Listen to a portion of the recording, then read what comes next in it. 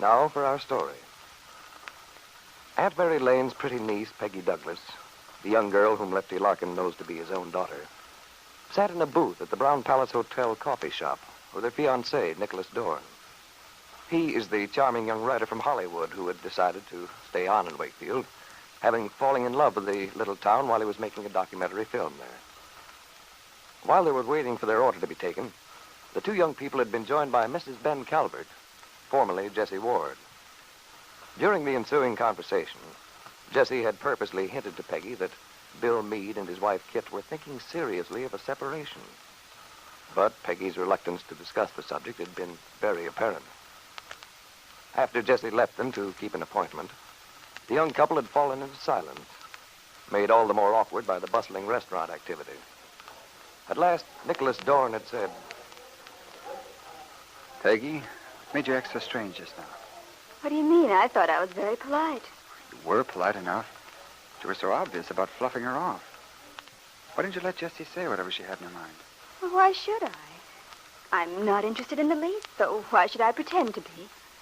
He thinks the lady doth protest too much. Well, I think you're being ridiculous. Really, Nicholas, you of all people should see that there's absolutely no point in my discussing Bill Meade or Kit or their child or anything about it. You and I are planning a life together. What happens to Bill Meade and his family is none of our concern. Now, wait a minute, Peggy. Maybe you don't realize how your behavior looks to someone else. The fact that you can't even hear the mention of Bill Meade's name without getting into an uproar means something. And it's far from ridiculous for me to be concerned about it. As you say, we are planning a life together. But I'd like to be fairly sure that it isn't going to be built on shaky foundations. You know what I think, Nicholas Dorn? I think you're acting like a very jealous man. Oh, but that's crazy. I can't be. Well, you know what I finally got around to you. Gee, I'm awful sorry to keep you waiting so long, but then you were in good company. Oh, definitely. Gee, that's a darling blouse, Peggy. Did you get it at the Vogue dress shop? Oh, I thank you, Sally. No, Aunt Mary made it for me. She's wonderful, you know. She could make an old sack look like something out of Harper's Bazaar. You're lucky. I wish my mom could do things like that. Just the opposite with us, though. I have to make things for her. Well, what are you going to have? Peggy? Oh, I don't know. I'm not very hungry. You said you were starved when we came in. Maybe I did, but I'm not anymore. Oh, just bring me a tuna fish sandwich, Sally, and a pot of black tea. What about you, Mr. Dorn? Funny. I'm not very hungry either. It sounds to me like you two are in love.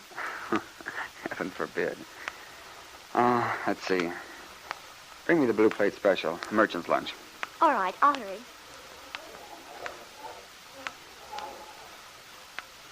Now, where were we? Frankly, I don't think it matters very much. Let's talk about the weather or something. No, Peggy, we've got to get this thing ironed out. Well, if you insist on digging into it, all I have to say is I think you're terribly inconsistent. You've always said that neither of us cared about what happened in the past. As far as I'm concerned, it's true. Doesn't make any difference to me how you feel about Julie. No, I suppose it doesn't. After all, that's different, Peggy. You know I don't give two hoots about Julie. But even if you did, it wouldn't bother me. Why should it? My goodness, Nick, you seem to be forgetting everything we ever said about things. How we agreed that our relationship was going to be sensible, clean-cut. Yes, I know. Suppose it does look as if I'm going back on some of the things we've said. The trouble is you don't seem to realize how you act every time Bill Meade's name is mentioned. I don't know what you're talking about. It seems to me I've always behaved quite nicely. If I don't care to discuss it, that's my business. Oh, sure. It's your business, all right. The way you look, the way you freeze up somehow, it looks as if you're hurt, upset. It would be different if you were honestly indifferent. Well, I can't help how it looks to you. I assure you I am indifferent. Completely. You know what I think? No. You act as though you're in love with him. You do, believe me. Well, assuming I do, I still say it's none of your business who I'm in love with. If I were in love with someone. None of my business. Good Lord, Peggy, how can you say that? We were planning to get married. Or had that slipped your mind? No, I remember it quite well. There's nothing wrong with my memory. But I think there's something terribly wrong with yours. What, for example? Ever since we first discussed making a life together, we agreed that we were going to be impersonal, objective, realistic. That we wouldn't get all involved emotionally.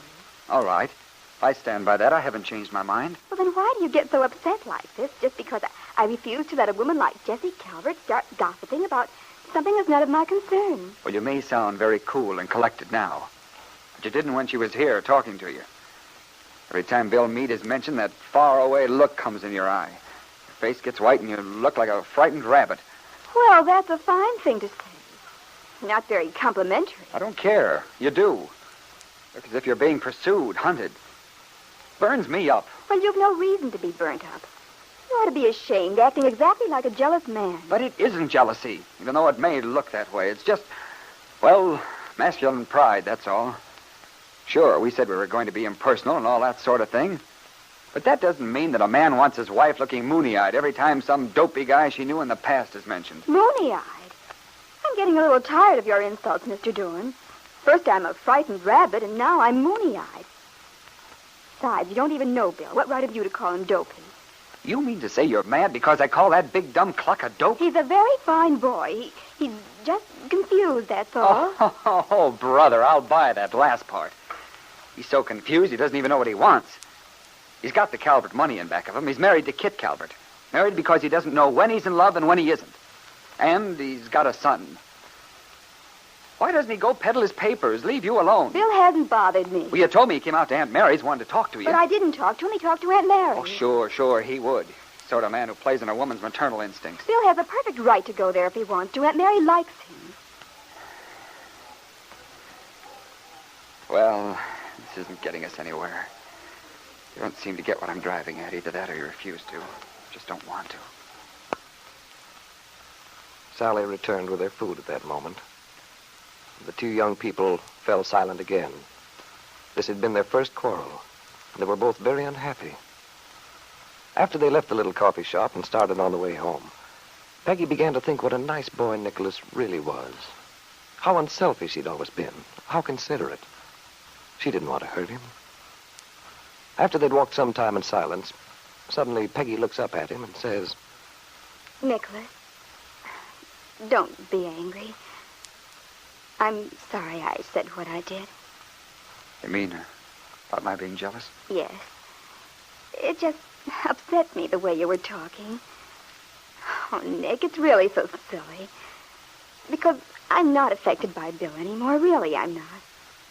You sure? Of course I am. I just get angry when people start pounding at me, insisting on telling me things. Were you just standing up for him because you were provoked with me? Honestly, Nick. Well, I guess I'm just a screwball. Making a lot out of nothing. Oh, Nick, if you'll only relax. Be the way you were to begin with, when we used to plan our nice, simple kind of relationship. That's what I want. No complications, no troubles. That's what we want, isn't it? Yes? You see, you convinced me that was the best way to live. I'm sure you're right. Yeah, that's the only way. So, let's not argue anymore, shall we? Let's never quarrel again. There's no need for us to. It's such a waste of time. Yeah, Peggy, you're right. Nicholas. Hmm? You don't look very cheerful. Don't I? Oh, I'm all right. Sure now? Yeah, sure. He that diggeth a pit shall fall into it. What? It's from the Bible, Peggy. It means the joke's on me. Now it was Peggy's turn to look bewildered and puzzled. What, she wondered, was Nicholas talking about? And why did he look suddenly so miserable, almost forlorn? The truth, which had been so plain, didn't occur to Peggy, because she'd always thought of Nicholas as just a friend, an impersonal companion. But Nicholas at the moment was a very unhappy young man. For the first time, he realized that his feelings for Peggy were not the simple friendly ones he'd expected them to be. He was afraid that he was falling in love. Or perhaps Nicholas wondered suddenly, perhaps he already was in love. Could that be it?